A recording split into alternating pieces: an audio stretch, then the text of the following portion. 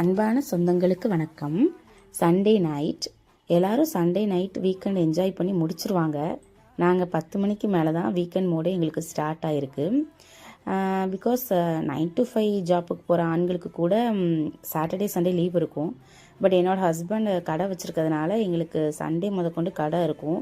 கடையை போட்டுட்டு போக முடியாதுங்கிறனால எப்போவுமே வெளியில் போகிறதா இருந்தால் 10 மணிக்கு மேலே தான் அந்த மாதிரி ஊர் சுற்றுறதுக்கு கிளம்புவோம். ஸோ அன்றைக்கும் அதே மாதிரி ரொம்ப கொஞ்சம் ஸ்ட்ரெஸ்ஸாக இருக்குது, எப்படியாவது அவுட்டிங் போகலாம் அப்படின்னு சொல்லிட்டு வண்டி எடுத்துகிட்டு நாங்கள் கிளம்புனோம். ஸோ அப்படி நாங்கள் ட்ராவல் பண்ணி எந்த இடத்துக்கு வந்தோம் அப்படின்னா, எங்கள் ஊர் ஒரு வில்லேஜ் தான். நாங்கள் எங்கேயும் அந்த மாதிரி ஏதாவது கொஞ்சம் என்ஜாய் பண்ணுறதுக்கு போகணுனாலே கொஞ்சம் 30 கிலோமீட்டர்ஸ் ட்ராவல் பண்ணி வர மாதிரி தான் இருக்கும்.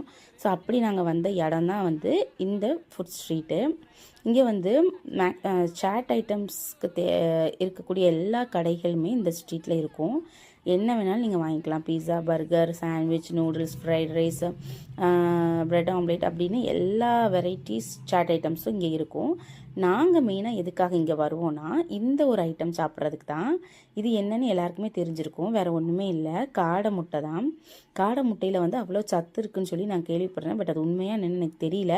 பட் இங்கே இவங்க இந்த இப்படி செஞ்சு கொடுக்குற இந்த காடை முட்டை ரொம்ப டேஸ்ட்டாக இருக்கும். அதில் ஒரு மசால் பொடி தூவுவாங்க, வேறு லெவலில் இருக்கும். ஸோ அதுக்கப்புறமா லைஃப்பில் ஃபர்ஸ்ட் டைம் ஷவர்மா ட்ரை பண்ணலாம் அப்படின்னு சொல்லி வாங்கினோம். பட் எனக்கு அந்தளவுக்கு அது சுத்தமாக பிடிக்கவே இல்லை. அதோட மேக்கிங் ப்ராசஸ்ஸே எனக்கு பிடிக்கல. ஒரு ஹைஜீனிக்கே இல்லாமல் ஒரு மாதிரி எனக்கு பண்ணாங்க. எனக்கு அதை பார்த்து சாப்பிடவே தோணலை. சரி, எல்லாருமே ஷவர்மான்னு சொல்கிறாங்களே, எப்படி தான் இருக்குன்னு பார்ப்போமே அப்படின்ட்டு சொல்லிட்டு நாங்கள் ட்ரை பண்ணி பார்த்தோம். பட் எனக்கு அது சுத்தமாக பிடிக்கவே இல்லை.